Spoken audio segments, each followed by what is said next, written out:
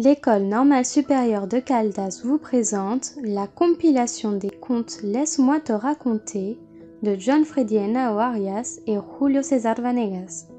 Adaptation audio Blandine Quino. Le bateau du cœur de Samuel Aristizábal Botero. Pedro était assis sur le trottoir de la Calle Real, passage obligatoire de tous ceux qui transitaient par le petit village de Colbert. Ses mains donnaient forme à un petit bateau en papier. « Pedrito, tu ne crois pas que ce serait mieux de le faire en carton ?»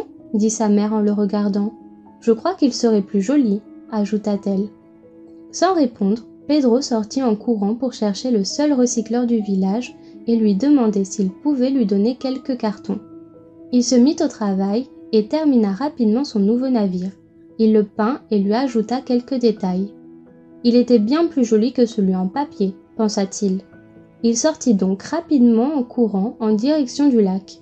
Mais en chemin, il trouva son grand-père qui lui dit « Pedrito, où vas-tu si pressé avec ce pauvre bateau ?»« Je vais au lac l'essayer sur l'eau, » répondit-il ému. « Pourquoi ne le fais-tu pas en bois pour qu'il soit plus grand et plus beau ?» conseilla le grand-père. Alors Pedro et son grand-père allèrent ensemble chercher quelques planches de bois. Ils les coupèrent et les clouèrent avec délicatesse. Une fois terminés, ils se séparèrent et Pedro sortit en courant jusqu'au lac. Mais cette fois, il trouva son père. « Montre-moi ce bateau, » dit l'homme élancé. « Pourquoi tu ne le fais pas en métal pour qu'il soit plus résistant ?» Il lui donna l'argent et à toute vitesse, l'enfant courut jusqu'au forgeron du village pour lui demander de l'aide. Il serait alors la convoitise de tous les enfants du village. Ils se rendraient tous compte qu'ils ne faisaient plus de stupides bateaux en papier.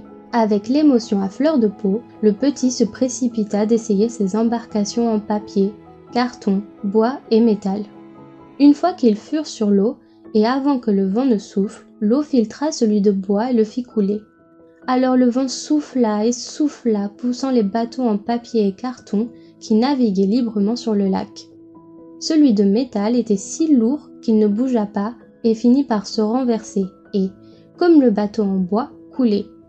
Après quelques minutes, les bateaux en papier et carton retournèrent au bord du lac. Cependant, quand Pedro prit le bateau en carton, il se déchira en 1000 morceaux à cause de l'eau. Le seul bateau qui revint intact fut celui en papier. Pedro se rendit compte qu'il ne s'agissait pas seulement qu'il soit le plus résistant, le plus grand ou le plus beau, il s'agissait de le faire avec le cœur.